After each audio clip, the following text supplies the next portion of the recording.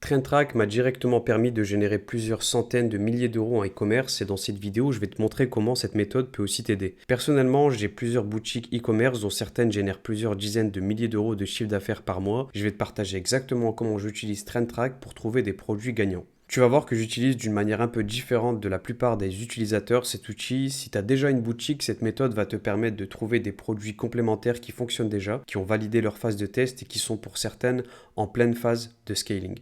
Si tu n'as pas encore trouvé ta niche, regarde bien cette vidéo jusqu'au bout parce que cette méthode peut vraiment te faire gagner un temps énorme. Juste avant de commencer, tu vas voir qu'il existe plusieurs abonnements. Moi, je suis sur la version Pro parce que c'est celle qui permet de bénéficier de toutes les fonctionnalités, notamment la partie Ads qui est très puissante et qu'on va voir aujourd'hui.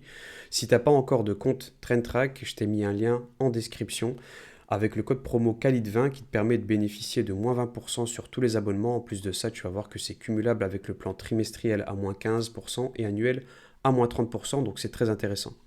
C'est parti, une fois connecté à TrendTrack, on voit qu'on a différentes fonctionnalités, Home, Brand Tracker, Shops, Ads, Advertiser, Email qu'ils ont rajouté récemment et qui est vraiment très intéressant, très complet. Ce qu'on va voir aujourd'hui, c'est la partie Ads. C'est déjà suffisant pour avoir une idée des produits qui fonctionnent sur le marché et qu'on pourrait lancer. C'est très intéressant. La première chose à faire, c'est de passer les Ads en actif. On voit qu'on a 313 millions d'Ads au total, ça fait vraiment beaucoup, donc on passe le statut en actif et on va voir uniquement les ads qui sont actives sur le marché.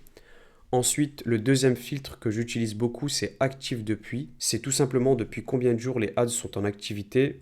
Et je vais mettre par exemple 90 jours. Le filtre niche, il peut être intéressant dans les deux cas. Si tu as déjà ta niche, il est très complet avec plusieurs catégories, sous-catégories. Tu vas très certainement retrouver ta niche à l'intérieur et tu vas pouvoir lancer des produits complémentaires. Aujourd'hui, le deuxième cas, c'est ce qui nous intéresse. On va partir du principe qu'on n'a pas de niche. Ça va nous permettre d'avoir plein d'idées. Type de média, alors type de média, ça dépend. Si tu as par exemple une stratégie d'ads uniquement tournée sur des vidéos ou uniquement tournée sur des images ou carousel, ça peut être intéressant de filtrer. Dans mon cas, je laisse comme ça me permet d'avoir tout type de média. Call to action, alors le call to action, on voit qu'il y en a beaucoup.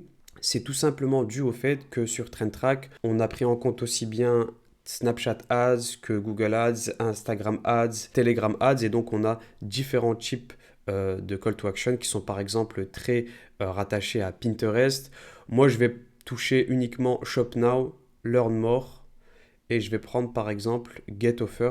Tu vas voir qu'avec ces trois call to action, on a déjà de quoi faire.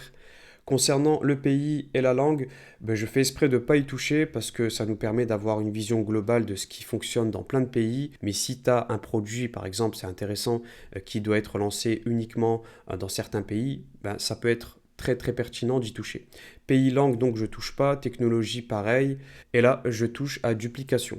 Duplication, pourquoi? Parce qu'une ad qui est dupliquée, c'est en général une ad qui fonctionne très bien. Je vais par exemple le mettre à 4. 4, c'est suffisant. Et on voit qu'on a 4 filtres qui sont déjà assez efficaces puisqu'on est passé de 18 millions à 700 000 ads. Et là, c'est parti, on regarde ce qui fonctionne. Moi, c'est ce que je fais de manière mensuelle ou hebdomadaire, ça fait vraiment la différence. Par exemple, 1,1 million d'impressions sur cette ad, 10 000 dollars qui ont été mis comme budget d'ads, 42 dollars par jour sur 241 jours. Donc voilà, là, on a typiquement une ad qui cartonne. On peut continuer. Juste en dessous, on a celle-ci. Une deuxième ad qui cartonne très bien, 1,7 million de vues, 16 000 dollars, 61 dollars par jour mis sur 258 jours. Et là, on voit ici le nombre de duplications, 28. On a mis minimum 4, 28 duplications, ça fait vraiment beaucoup. On peut continuer comme ça. Typiquement, une ad qui n'est pas intéressante, c'est par exemple celle-ci. 270 vues, 2 dollars seulement pendant 139 jours. On peut continuer. On va voir celle-là. 1 dollar par jour, non, c'est pas intéressant. On va essayer de trouver une pépite pour aller dans le détail. Ouais, là, on a une ad vraiment pas mal. 362 000 vues, 3 000 dollars qui ont été mis, 23 dollars par jour, 143 jours. Et 10 duplications. Alors, pour voir à quoi ça correspond, on peut visiter le shop ici sur Shop Now. Ouais, ce sont des gourdes très belles d'ailleurs. Des gourdes qui permettent de garder les boissons à température. Donc là, on a typiquement un produit qui cartonne vu le budget. Si on a mis autant de budget d'ad, c'est que ça rapporte beaucoup. Les gourdes, elles coûtent très cher, 55 € pour celle-ci. On va aller voir ça en détail. Il suffit de retourner sur l'ad et d'aller dans détail, tout simplement. Ensuite, on va sur voir Meta Insight. Et là, on a une mine d'informations sur différentes catégories. Les catégories, elles sont ici. Shop Analytics, Similar Shop, Meta Ads. Quand on va sur Shop Analytics, on a le nombre de visiteurs. Donc celle-ci, elle fait 720 000 visiteurs mensuels. C'est vraiment un gros poisson. C'est quelque chose d'intéressant. On voit que c'est une ad qui est principalement tournée vers le marché hollandais. Ici, on a la gamme de produits. Et la partie qui nous intéresse, bon, il y a deux parties. C'est Similar Shop, vraiment les shops similaires. Là, on peut faire une recherche approfondie de la concurrence pour avoir encore plus d'idées. Et les ads qui concernent ce shop. Là, on a les dernières ads, mais c'est pas ce qui va nous intéresser parce que ces ads, elles sont trop récentes. Ça fait seulement depuis un jour. On voit qu'ils font beaucoup de testing. On va aller sur Voir plus. Et là, non seulement on va avoir toutes les ads, mais on va avoir surtout le top 10 des ads qui fonctionnent le mieux pour ce shop. Donc ici, celle-ci, elle est à 2,8 millions de vues. On peut par exemple cliquer dessus pour voir à quoi ça correspond. C'est une petite vidéo. Donc voilà, tu as compris l'idée, tu peux reprendre les codes de cette vidéo, te les approprier, et il y a très peu de chances que tu ne fasses pas les mêmes stats si tu as un shop similaire.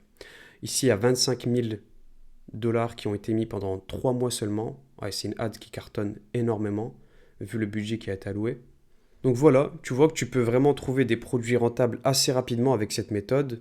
Si tu souhaites utiliser TrendTrack, je te mettrai mon lien en description et tu peux également utiliser le code promo KALID20 tout en majuscule qui te permet d'obtenir moins 20% sur tous les abonnements. En plus, c'est cumulable avec les offres en cours, donc c'est vraiment intéressant. Je te dis à très vite pour de nouvelles vidéos.